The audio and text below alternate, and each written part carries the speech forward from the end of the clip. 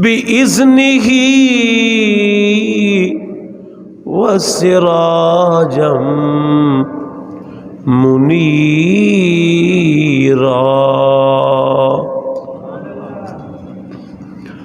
وفي مقام آخر طه ما أنزلنا عليك القرآن لتشقى.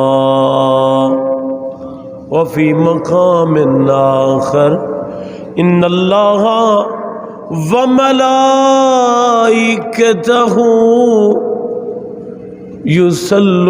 يصلون على النبي يا أيها الذين آمنوا صلوا عليه وسلموا تسليما. اللهم صل على سيدنا ومولانا محمد وعلى آل سيدنا ومولانا محمد وبارک وسلم.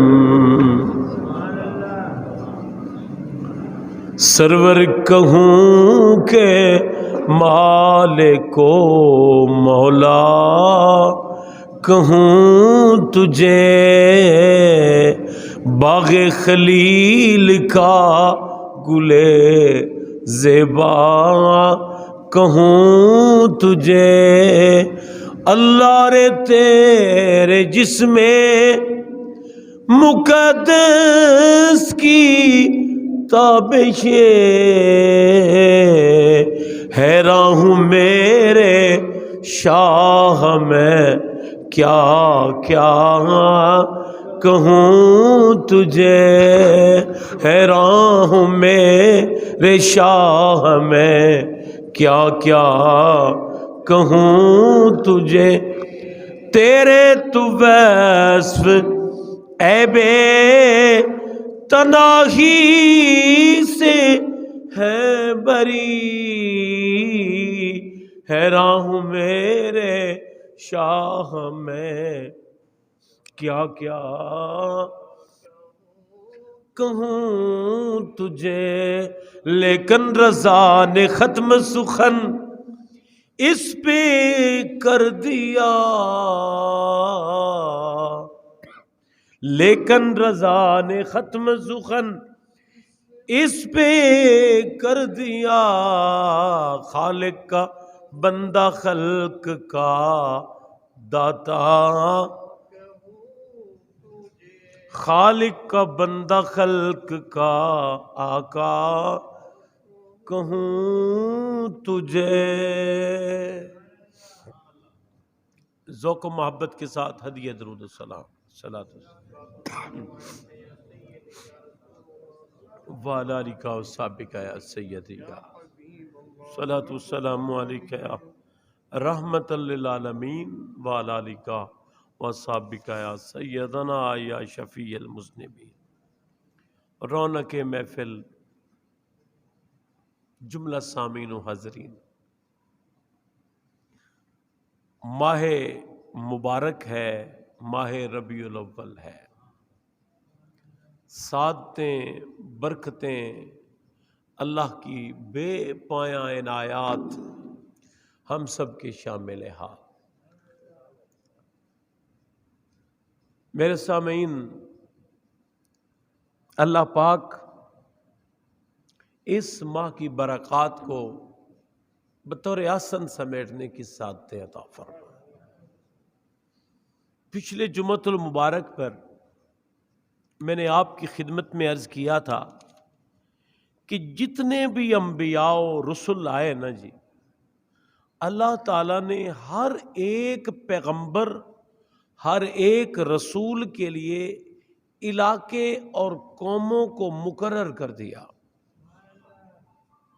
لیکن تاجدار کائنات صلی اللہ علیہ وآلہ وسلم نے اپنی پوری مخلوق کا رسول بنا کر بھیجا. آج جو بات عرض کرنا چاہتا ہوں یہ اسی بات کا ہی تسلسل ہے پچھلے جمعے کا، کہ جتنے پیغمبر آئے، جتنے نبی آئے، اللہ پاک نے ہر نبی کو اس کے نام کے ساتھ پکارا یا مخاطب کیا۔ چنانچہ حضرت آدم علیہ السلام کو اللہ پاک نے فرمایا یا آدم اسکن انت وزوجک الجنہ۔ حضرت نوح علیہ السلام کے لیے فرمایا یا نوح اہبط بسلام منا۔ حضرت ابراہیم علیہ السلام کے لیے فرمایا یا ابراہیم قد صدقت الرؤیا۔ حضرت موسیٰ علیہ السلام کے لیے فرمایا یا موسیٰ انہ انا اللہ العزیز الحکیم۔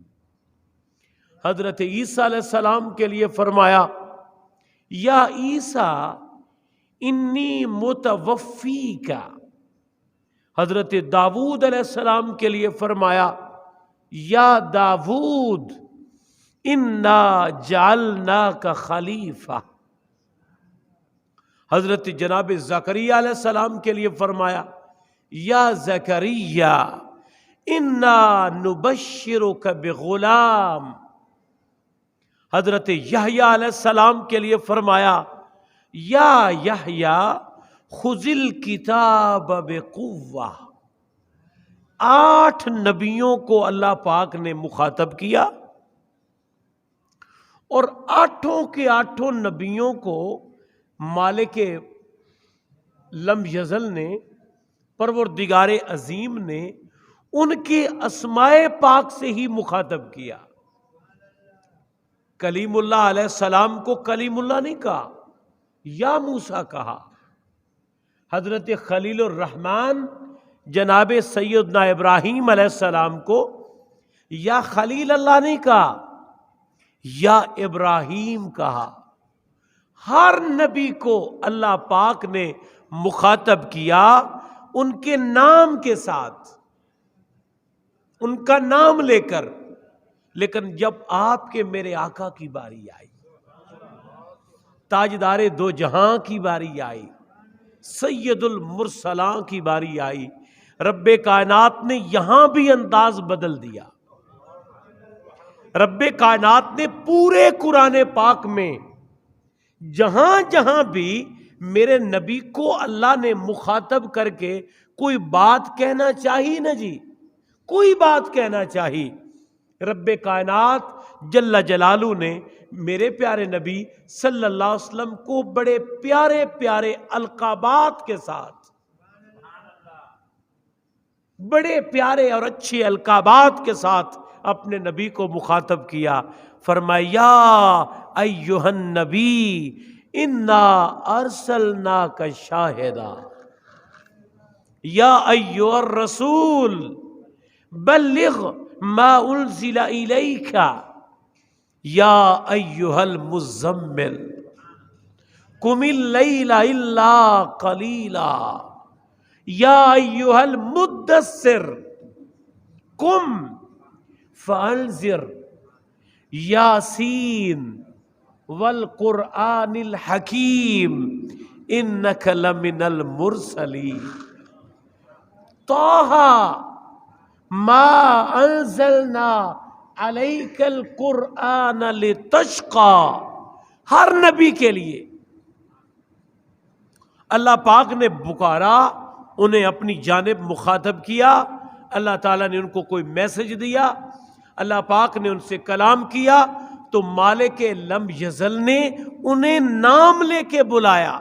قرآن پاک کی یہ 8 مقامات سے میں نے 8 نبیوں کے ذکر پہ آیات کو سنایا آپ کو، اور باقی 6 مقامات میں تاجدار کائنات صلی اللہ علیہ وآلہ وسلم کا جہاں ذکر پاک آیا تو رب کائنات جل جلالہ نے جہاں بھی مخاطب کیا تاجدار کائنات کو، اللہ نے بڑے اکرام کے ساتھ، القابات کے ساتھ، اعزاز کے ساتھ، بڑے ہی پیارے القابات کے ساتھ رب کائنات نے آپ کے میرے پیارے نبی صلی اللہ تعالی علیہ وآلہ وسلم کو مخاطب کیا۔ اور یہاں پہ ایک بات مزید، دیگر جتنے نبی تھے سارے نبی شان والے، ہم سب کا احترام کرتے ہیں، سارے نبیوں کی قدردانی ہمیں میرے نبی نے ہی سکھائی ہے، ہمارے آقا نے ہی سکھائی ہے۔ اور تاجدار کائنات صلی اللہ علیہ وآلہ وسلم اپنے فرامین میں بھی آپ نے انبیاء کرام کی بڑی عظمتوں کو بیان کیا، بڑی عظمتوں کو بیان کیا اپنے فرامین پاک میں۔ لیکن انبیاء کرام دیگر بھی تھے، شان والے تھے، جس طرح اللہ پاک نے ان کو مخاطب کیا نا نام کے ساتھ، یا نوح، یا ابراہیم، یا موسیٰ، یا عیسیٰ علیہم الصلوات والتسلیم، جب ان کی امتوں نے ان کو بلایا نا، انہیں مخاطب کیا، ان کی امت نے بھی ان کو ان کے ناموں سے ہی مخاطب کیا۔ مثلا قوم کہنے لگی یا نوح قد جادلتنا اانت فعلت هذا بآلہتنا یا ابراہیم یا موسیٰ ادع لنا ربک یا صالح ائتنا بما تعدنا یا عیسی ابن مریم هل یستطیع ربک۔ دیگر نبیوں کی امتوں نے بھی جب اپنے نبیوں کو پکارا، مخاطب کیا، بلایا، انہوں نے بھی نام کے ساتھ کہا، یا عیسیٰ، یا موسیٰ، یا صالح، یا ابراہیم، یا نوح۔ لیکن جب ہماری باری آئی، امت محمدیہ علی صاحب الصلاۃ والسلام، جب آقا کے غلاموں کی باری آئی، اللہ پاک نے باقاعدہ اپنے کلام پاک کی سورہ نور میں نہایت نورانیت کا، روشنی کا اور بڑا خوبصورت روشن پیغام دیا، اور آیت کا نمبر بھی آقا کی عمر مبارک کی نسبت سے 63 بنا دیا۔ فرمایا لا تجعلوا دعاء الرسول بینکم کدعاء بعضکم بعضا۔ اے غلامان مصطفیٰ، میں تو اپنے پیارے نبی کا رب ہوں نا جی، سب کا رب، لیکن میں نے ہر نبی کو، ہر پیغمبر کو ان کے نام کے ساتھ یاد کیا ہے، لیکن میں رب ہو کر اپنے محبوب کو اتنے اعلیٰ انداز سے بلاتا ہوں، اچھے انداز سے مخاطب کرتا ہوں، آپ کو القابات سے مخاطب کرتا ہوں۔ آپ صلی اللہ علیہ وآلہ وسلم کا نام ایسے یا محمد نہیں کہہ دیتا ہے جی، یا محمد نہیں کہہ دیتا، بلکہ میں اپنے کلام پاک میں جب بھی اپنے پیارے حبیب کا ذکر کرتا ہوں، دیکھا نہیں ہے کتنے پیارے طریقے سے کرتا ہوں۔ لہذا لا تجعلوا دعاء الرسول بینکم، جب میرے اس خاص رسول محمد مجتبی، احمد مجتبی، محمد مصطفیٰ احمد مجتبی صلی اللہ علیہ وآلہ وسلم کو تم نے بلانا ہو تو خبردار نام لے کے نہ بلایا کرو، جیسے تم ایک دوسرے کو باقیوں کو بلاتے ہو، یا صدیق، یا فاروق، یا عثمان، یا حیدر، یوں نہیں بلانا، ایسے میرے نبی کو مخاطب نہیں کرنا، بلکہ جب میرے نبی کو مخاطب کرنا ہے انداز اسی سے مخاطب کرنا ہے جس طرح میں نے اپنے نبی کو مخاطب کیا۔ بہت بڑے محدث، بہت بڑے مفسر، تابعی رسول حضرت سیدنا امام حسن بصری رحمت اللہ تعالی علیہ اس آیت کی تفسیر میں لکھتے ہیں لا تقولوا یا محمد۔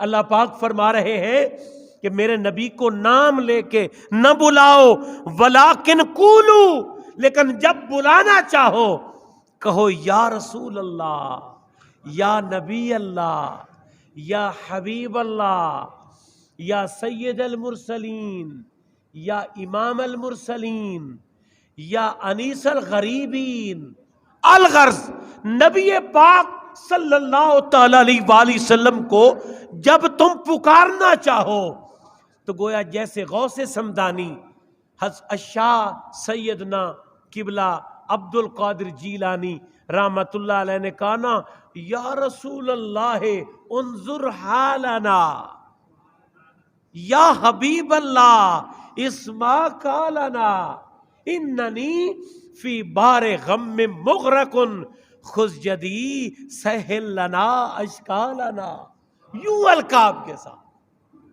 اعلیٰ القاب کے ساتھ، اچھے انداز کے ساتھ، خوبصورت انداز کے ساتھ بلاؤ، ایسے نہ بلاؤ، ایسے نہ بلاؤ کہ نام لے کے مخاطب کر لیا۔ تو یہاں پہ عظمت مصطفیٰ کو رب کائنات نے یوں آشکار کر دیا کہ بعض اوقات نام لینے والا نا وہ نام لے رہا ہوتا ہے، لیکن اس میں عموماً نام لیتے وقت ممکن ہے اس سے کوئی مناسب الفاظ یا طریقہ نہ بن سکے۔ رب کائنات نے فرمایا میرے نبی کو آپ کے القابات اور صفات سے بلاؤ، ممکن ہے جس طرح تم نام لو اور میرے نبی کو نام لے کر پکارو، تمہیں نام لینے کے لیے وہ ادب تمہارے اندر نہ ہو اور کہیں رب کائنات جلال میں آ کے تمہارا سب کچھ ضائع نہ کر دے، اکارت ہی نہ چلا جائے۔ یہاں پہ ایک بڑا پیارا واقعہ ہے سلطان محمود غزنوی کا۔ اس کے جو غلام تھا نا ایاز، اس کا بیٹا تھا، اس کا نام بھی تھا محمد۔ جیسے ہمارے عارف کھڑی ہیں، ان کا نام تھا میاں محمد بخش، تو میاں محمد انہوں نے اپنے کلام میں اسی محمد کو ہی اپنا، جس طرح شاعر بناتے ہیں اپنا کلام میں اپنا نام لکھتے تخلص، انہوں نے اسی کو ہی اپنا لکھا ہے۔ اور اپنے لیے ایک دفعہ کہنے لگے میاں صاحب، وہ فرمانے لگے کہ اے محمد ٹھگ محمد، اے محمد چور ہے، جیندہ تو کلمہ پڑھنی ہے او محمد ہو رے۔ تو تاجدار کائنات صلی اللہ تعالی علیہ وآلہ وسلم کی ذات پاک، آپ کا نام پاک بڑا پیارا۔ تو ایاز کا جو بیٹا تھا نا سلطان محمود غزنوی کے خادم کا، جب بھی اس کو بلاتا تو کہتا محمد بات سنو، بات سنو، ادھر آؤ، نام کے ساتھ بلاتا۔ لیکن ایک بار اس نے کہا او ایاز کے بیٹے بات سنو۔ ایاز کو بھی فکر لاحق ہوئی، وہ بیٹا جو تھا اس کا محمد وہ بھی تھوڑا بے قرار ہوا۔ کبھی ایسا نہیں ہوا، بڑے پیار سے بلاتا ہے، کبھی ایسے نہیں کہا او ایاز کے بیٹے بات سنو، یہ کبھی نہیں کیا۔ آج کیا ہو گیا سلطان کو، جب اس کی طبیعت تھوڑی بہتر تھی تو باپ نے پوچھ لیا قبلہ کبھی ایسا نہیں ہوا، آپ نے جب بھی میرے بیٹے کو بلایا ہے بڑے پیار کے ساتھ ایسے بلایا ہے اس کے نام کے ساتھ، آج آخر ہو کیا گیا، یا اس دن کیا ہو گیا کہ آپ نے کہا اے ایاز کے بیٹے میری بات سنو؟ اس نے کہا اصل بات یہ تھی، جب بھی پہلے اس کو میں بلاتا تھا قدرتاً میرے پاس معاملہ ایسا ہوتا تھا کہ میں باوضو ہوتا تھا، میں باوضو ہوتا تھا۔ آج کیونکہ میرا وضو نہیں تھا اس لیے میں نے کہا اگرچہ بلانا تیرے بیٹے کو ہے لیکن نام تو میرے سرکار کا ہے، نام تو میرے آقا کا، لہذا میں نے نام کے ساتھ نہیں بلایا، ایاز کا بیٹا کہہ دیا ہے کہ میں اس زبان سے سرکار کا نام لوں میرا وضو بھی نہ ہو، یہ میں بے ادبی سمجھ رہا ہوں۔ قربان جائیں، اس پہ ایک حدیث سناتا ہوں، حضرت ابو ہریرہ سے وہ روایت ہے۔ حضرت ابو ہریرہ رضی اللہ تعالیٰ عنہ کہتے ہیں ایک راستے میں کوئی جو واش روم کر کے فارغ ہوا تھا، قضائے حاجت کر کے، میں نے دیکھا سرکار آ گئے، میں چھپ گیا، آقا کریم مجھے دیکھ رہے تھے، میں باوضو ہو کے جب بارگاہ رسالت میں آیا، آقا کریم نے فرمایا ابو ہریرہ تم فلاں جگہ کے میں نے تمہیں دیکھا، کہاں چلے گئے تھے، کہاں گم ہو گئے تھے، کہاں چھپ گئے تھے؟ انہوں نے کہا یا رسول اللہ میں اس وقت تھا بے وضو، اس حالت میں آپ کے سامنے آنا مناسب نہیں سمجھا۔ ادب کا تقاضا یہ تھا کہ آقا میں آپ کی جناب میں آؤں نا، بے وضو نہ آؤں، باوضو آؤں۔ میرا اس وقت وضو ہو جب میں آپ کے سامنے مخاطب ہوں، آپ کے سامنے پیش ہوں۔ تو یہ ادب کا معاملہ۔ بیٹیوں کو کتنی خوشی ہوتی ہے باپ کے آنے کی، کہ گھر میں باپ آ جائے، بچیاں تو خوشی سے جھوم جاتی ہیں۔ بیٹیوں کی شادیاں ہو جائیں، باپ گھر گیا، بڑی رات ہوئی، ابو جی آ گئے، ابو جی آ گئے۔ اتنا اہتمام کسی کے لیے نہیں ہوتا جتنا والد کے لیے بیٹی کر رہی ہوتی ہے۔ وہ اپنی آنکھوں کو فرش راہ بناتی ہے، اپنی محبتوں کا اظہار کرتی ہے، اس کا دل جھوم جاتا ہے، میرے ابو جی آ رہے ہیں۔ لیکن ایک ایسی بیٹی بھی ہے جن کے گھر ان کا والد آیا، انہوں نے اپنے والد کو دیکھتے ہی بستر ہی لپیٹ دیا۔ ام المومنین حضرت ام حبیبہ، آقا کی زوجہ محترمہ، حضرت ابو سفیان کی بیٹی۔ ابھی تک حضرت ابو سفیان مسلمان نہیں ہوئے تھے، مدینہ شریف آئے، کو معاملہ طے کرنا تھا بارگاہ رسالت میں۔ بیٹی نے جب باپ کو کمرے میں حجرے میں آتے دیکھا کہ بیٹھیں گے، یہاں بیٹھیں گے، بستر لپیٹ کے رکھ دیا۔ انہوں نے کہا بیٹا تو نے میری آمد پہ بستر کیوں لپیٹا ہے؟ انہوں نے کہا ابا جی یہ بستر ہے امام الانبیاء کا، یہ بستر ہے امام الانبیاء کا۔ ادب کا تقاضا یہ ہے، ادب کا تقاضا یہ ہے کہ اس پہ ایسے ویسے لوگوں کو بٹھایا ہی نہ جائے، اس پہ بیٹھے تو محبوب خدا ہی بیٹھے، محبوب خدا۔ یہ ادب۔ حضرت ام سلیم کا گھر ہے، سرکار تشریف فرما ہوئے، پانی کی ایک مشک تھی موجود، پانی جس سے چمڑے کی مشکیں بنائی جاتی تھیں، آپ نے اسی سے تھوڑا منہ لگایا، اپنا منہ مبارک پانی گلاس میں جس طرح ہوتا ہے شوق فرما لیا۔ آپ ابھی واپس ہٹے ہی تھے، ام سلیم فوراً چاقو لے کے آ گئی، توجہ کریں، چاقو لے کے آ گئی، چاقو کے ساتھ اتنا چمڑا کاٹ دیا جہاں جہاں پہ تاجدار کائنات صلی اللہ علیہ وآلہ وسلم کے ہونٹ مبارک کی تری پا رہی تھی، چمڑا ہی کاٹ دیا، رکھ لیا۔ کسی نے کہا ام سلیم یہ کیا کیا آپ نے؟ کہا اس جگہ پہ لگے میرے یار کے ہونٹ، اللہ کے محبوب کے ہونٹ، دو عالم کے سلطان کے ہونٹ۔ اب ادب کا تقاضا یہ ہے، ہمارے ہونٹ وہاں کیسے لگیں؟ ہم اپنے ہونٹ وہاں نہیں لگانا چاہتے۔ اور دوسری بات، یہاں لگے محبوب خدا کے ہونٹ، ممکن ہے ایسے ویسے ہاتھ لگیں، کہیں بے ادبی نہ ہو جائے، میں نے اسی لیے کاٹ لیا ہے، چمڑا ہی کاٹ لیا۔ ادب۔ ایک صحابی تھے، ان کے بڑے لمبے، ابو محذورہ، بڑے لمبے بال تھے، جس طرح لٹ ہوتی ہے نا، خواتین کے جیسے لمبے بال ہوتے ہیں، ان کی ایک لٹ نما بال لمبے تھے۔ حضرت ابو معذورہ ایک دن کھول کے بیٹھے، خاصے لمبے تھے، باقی بال مناسب جیسے مردوں کے ہوتے ہیں، وہ بال لمبے۔ کسی نے پوچھا ابو معذورہ یہ بال کیا اس کا فلسفہ ہے؟ یہ لمبے بال، لمبے بال، ان کا کیا فلسفہ ہے؟ انہوں نے کہا ایک دن ایسا تھا کہ تاجدار کائنات نے انہی بالوں سے پکڑ کر مجھے پیار دیا تھا، سہلایا تھا، اس دن سے لے کر آج تک میں نے ان پہ کینچی نہیں چلائی۔ ادب کا تقاضا یہ ہے، ان بالوں پہ میں کینچی نہ چلاؤں، انہیں نہ کاٹوں جن کو ایک دفعہ میرے سرکار نے اپنے ہاتھوں سے چھوا ہے۔ یہ ہے ادب، یہ ہے ادب۔ تو میں عرض کر رہا تھا، رب کائنات جل جلالہ فرما رہے ہیں، اے میرے محبوب کی امت، غلامان مصطفیٰ، لا تجعلوا دعاء الرسول بینکم کدعاء بعضکم بعضا، میرے نبی کا ادب ملوز خاطر رکھو، بارگاہ مصطفیٰ کی آداب ملوز خاطر رکھو۔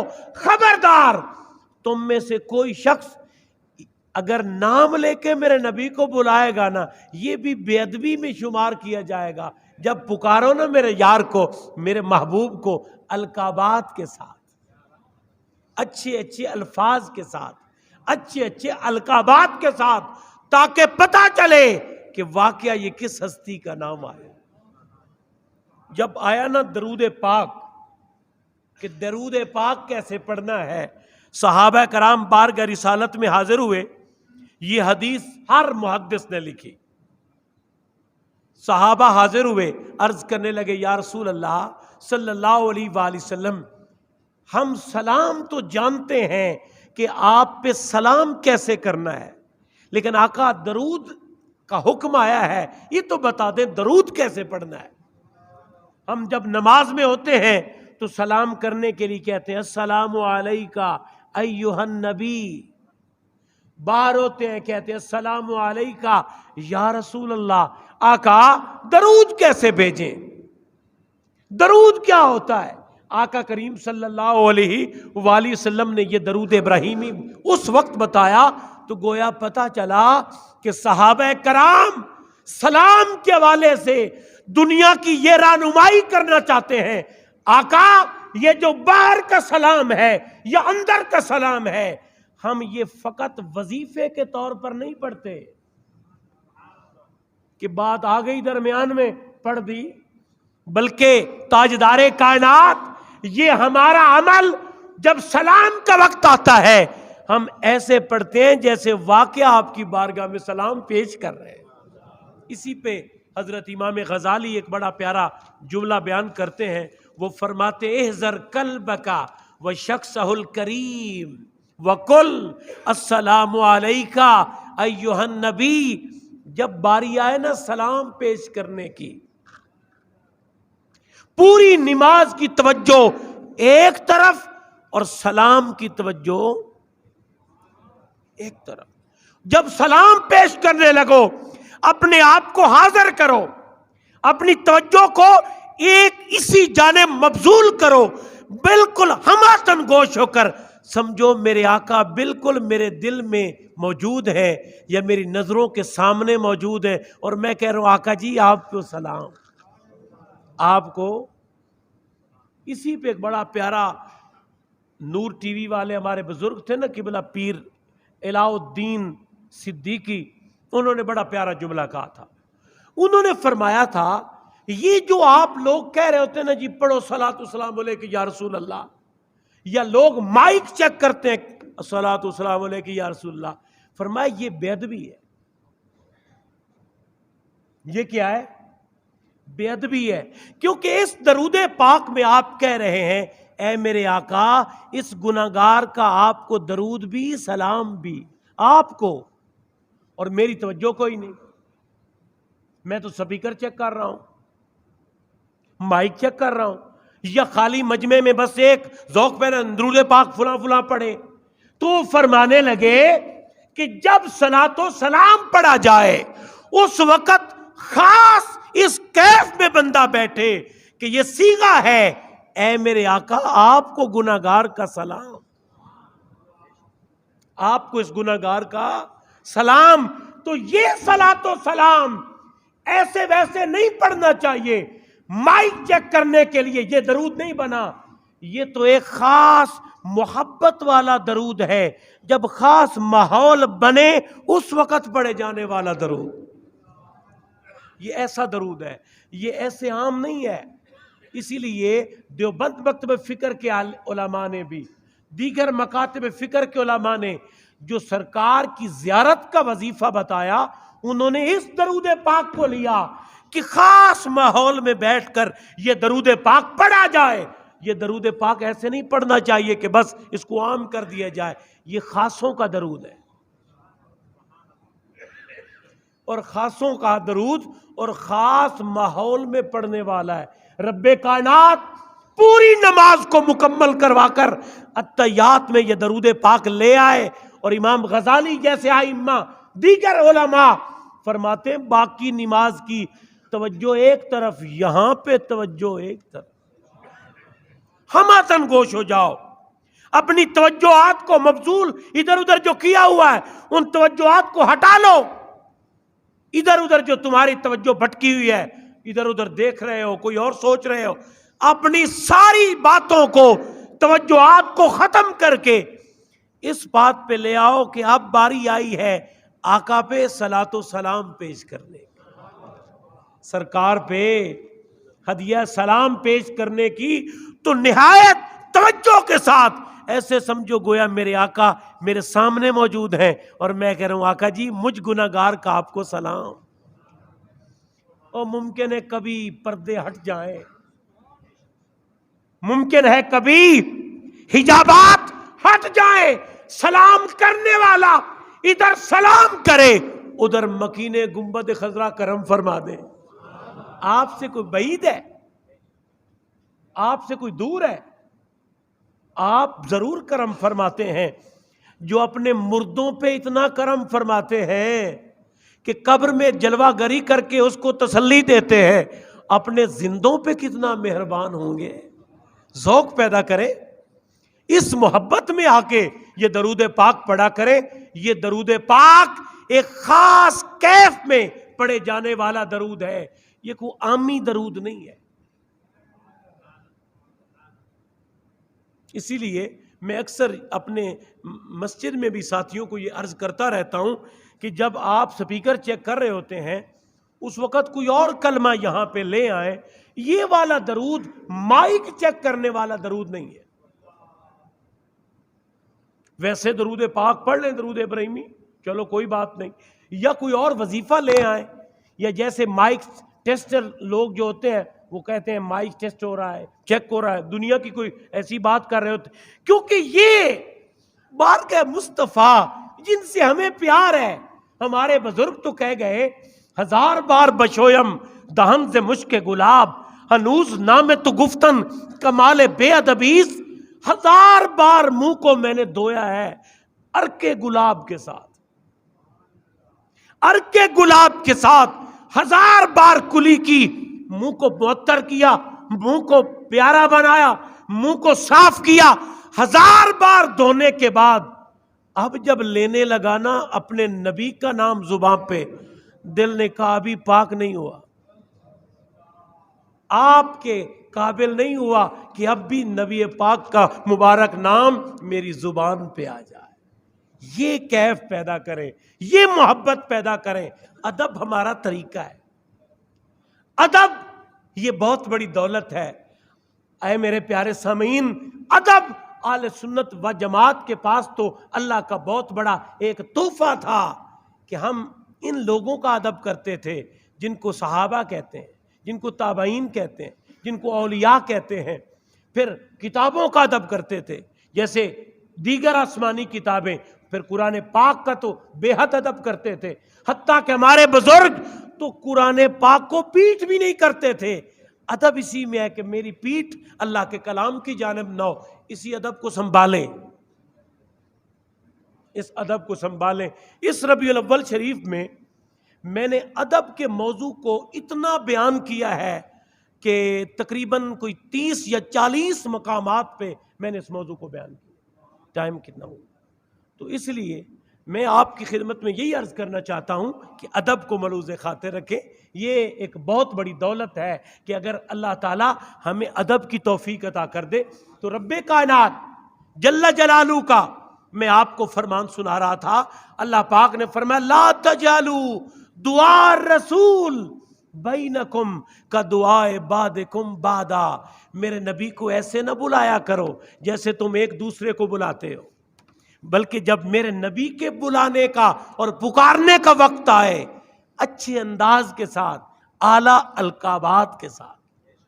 اب جس جانب میں آپ کی توجہ مبذول کرانا چاہتا ہوں یہ بھی بڑی اہم بات. رب کائنات جل جلالہ سورۃ الحجر اس کی آیت مبارکہ نمبر 72 میں اللہ پاک فرماتے ہیں لعمرک، اے میرے نبی تیرے رب کو آپ کی زندگی کی قسم. اس پہ حضرت عبداللہ ابن عباس بڑا پیارا جملہ لے آئے اس کی تفسیر میں. وہ فرماتے ما خلق اللہ نفسا اکرم علیہ من محمد وما اقسم بحیات عاد الا بحیات ہی. فرمایا رب کائنات کی بارگاہ میں سب سے زیادہ اگر کسی ذات کی عزت ہے وہ تاجدار کائنات کی عزت. اور رب کائنات نے جتنی بھی کتابیں صحیفے بھیجے حتیٰ کہ قرآن پاک، اللہ پاک نے کسی بندے، کسی ذات، کسی پیغمبر، کسی رسول، کسی اور فرد کی زندگی کی قسم نہیں کھائی. اگر اللہ نے کسی کی زندگی کی قسم کھائی ہے وہ فقط ذات محمد مصطفیٰ. اتنا بڑا شرف. اگلا جملہ سنیں، سورۃ البلد. اللہ پاک فرماتا ہے اس کی آیت نمبر 1، آیت نمبر 2، فرمایا لا اقسم بہذا البلد وانت حل بہذا البلد. اے میرے محبوب مجھے اس پیارے شہر مکہ کی قسم،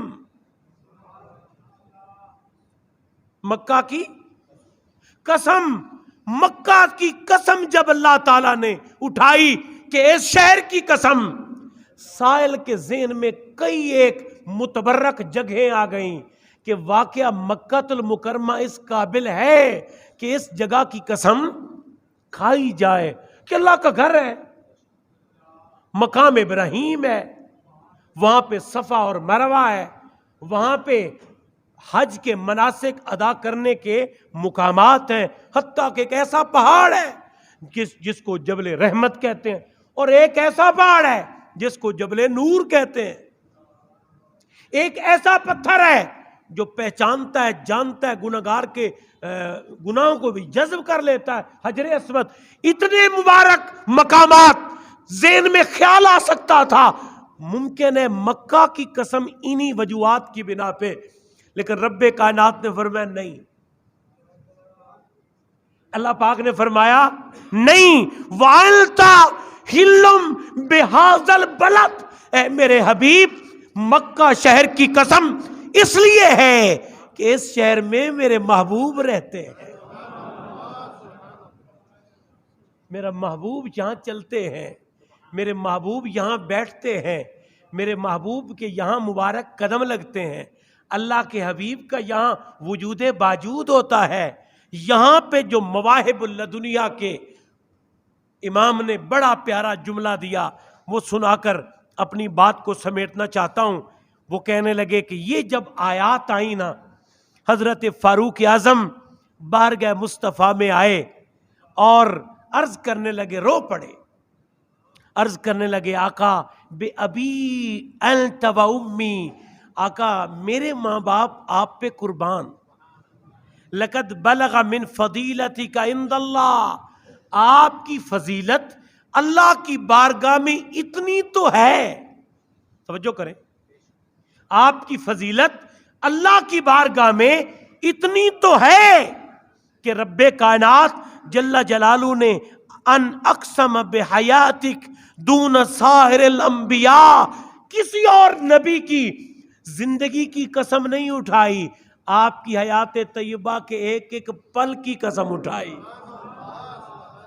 اور پھر دوسرا جملہ فرمایا وَلَقَدْ بَلَغَ مِنْ فَضِيلَتِكَ عِنْدَ اللَّهِ، آپ کی فضیلت اللہ کی بارگاہ میں اے میرے آقا اتنی ہے کہ ان اقسم بتراب قدمیک، اللہ نے آپ کے قدمین شریفین کی مٹی کی قسم کھائی.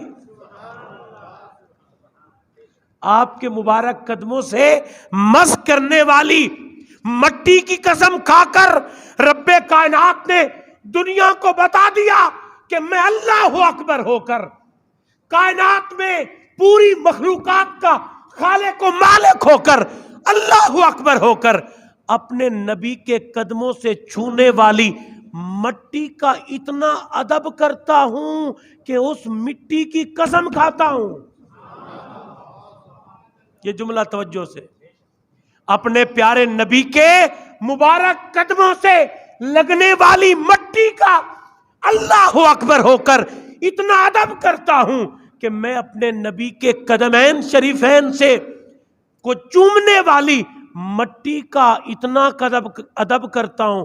تم اب آگے خود سوچ لو محمد مصطفیٰ کا اللہ کتنا ادب کرتے ہو، ذات مصطفیٰ کا کتنا ادب ہوگا اللہ کی بارگاہ میں کہ وہ رب مٹی کی قسم کھا رہے ہیں جو قدمین شریفین نہیں، قدمین نالین پاک سے نیچے مٹی، اگر مٹی کی یہ شان کہ وہ ہے قسم کے قابل تو پھر نالین کا کیا مقام، اگر نالین کا یہ مقام تو پھر قدمین کا کیا مقام، اگر قدمین کا یہ مقام تو ذات مصطفیٰ کا علم کیا ہوگا۔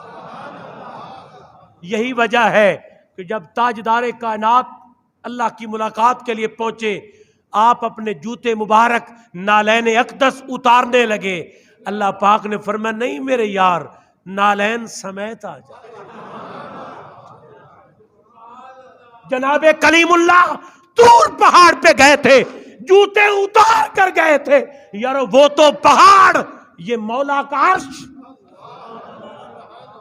وہ اسی دنیا کی ایک جگہ، یہ رب کائنات کے مالا اعلیٰ کے مقرب فرشتوں سے بھی بالا، اللہ کے اپنے مبارک عرش کا یہ علم۔ اللہ پاک نے فرمایا میرے محبوب وہ کلیم اللہ تھے جن کو حکم تھا فخلا نالیک انک بالواد المقدس طوا، اور یہ ہے محبوب،